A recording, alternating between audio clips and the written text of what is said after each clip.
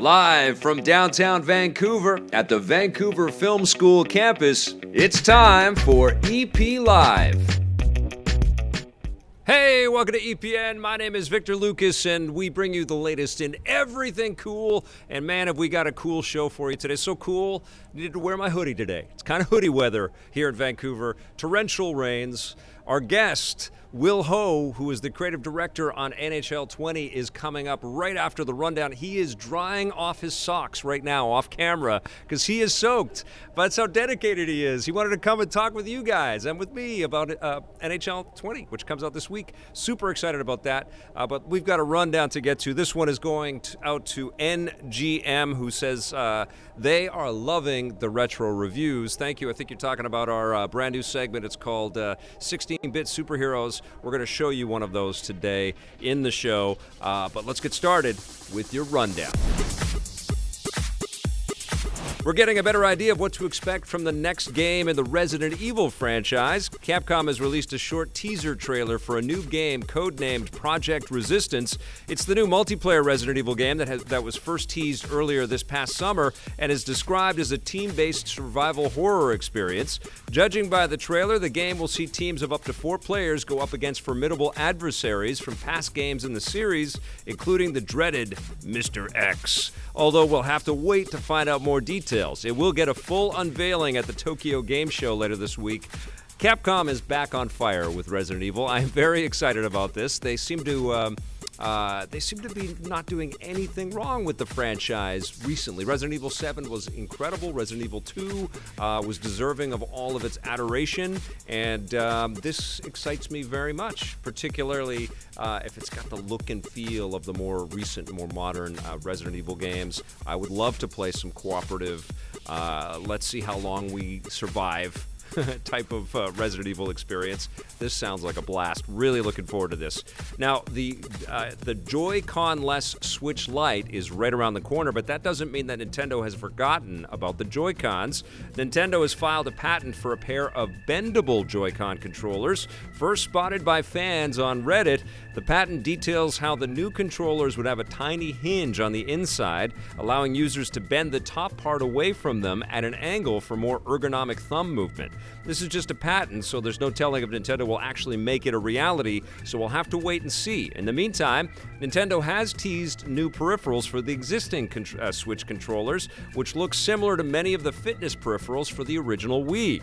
Whatever those are, they'll be announced later this week. These are the bendy hula hoop type thing. It's almost like they took Batman's utility belt off and then they started to squish it and squeeze it, and it's weird. It's a weird commercial because they just show the people fighting with the thing. They don't show what they're playing at all, so it's probably some kind of fitness doodad. We'll see about that.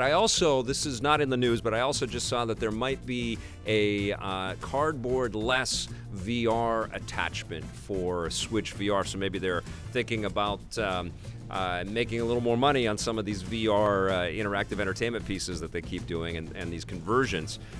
We'll see about all of this, but clearly Nintendo is making lots of money and they're experimenting, which we love for Nintendo to do. They don't always nail it, but we like them to kind of try new things, right? I don't know about this bendable Switch, though. Switch Joy-Con. We'll see. It looks like Warner Brothers may have finally fixed the problems that they've had with their DC film adaptations. The new Batman-inspired film Joker, starring Joaquin Phoenix, has just won the prestigious Golden Lion Award at the Venice Film Festival. This makes it the first comic book adaptation to win the award. It indicates that the film will likely be a major contender this Oscar season. The fact that the movie is already getting such high praise from critics is a far cry from when DC movies were just a few years ago, with the likes of Batman vs. Superman and Justice League being critically panned and underperforming at the box office. Joker hits theaters next month. I can't wait to see this movie. But it is weird for me that Batman isn't associated with this movie, at least in the context that we know of it so far. I mean, I'm sure there's going to be lots of teases. We'll probably see the young Bruce Wayne. I think that's Thomas Wayne that gets punched in the trailer. It looks like there's been some sly homages. I saw something on Reddit where it looked like there might have been a tip of the hat to Jack Nicholson's Joker. I'm excited to see all of the stuff in the background, but I've said this before, Joaquin Phoenix could play crazy by like a snap of the fingers. The guy has got crazy down, so it's not like, oh my God, what a great idea. This guy, we've never seen him be crazy. We've seen him be crazy a lot. So that doesn't mean it's going to be bad. I think it's smart. It's smart casting. It's just unfortunate that we don't have I guess we're building to this. It's a little unfortunate that we don't have a Robert Pattinson, Batman, Joaquin Phoenix, Joker kind of matchup kind of ready to go. It's a different way to kind of approach this, and maybe the smartest thing for DC to do is to go one at a time and stop kind of trying to create the Marvel-ish version of their stuff and get it all down our throats quickly, because we've had a lot of mixed results on that. And I've seen the teaser for the Birds of Prey movie with Harley Quinn, and it looks okay.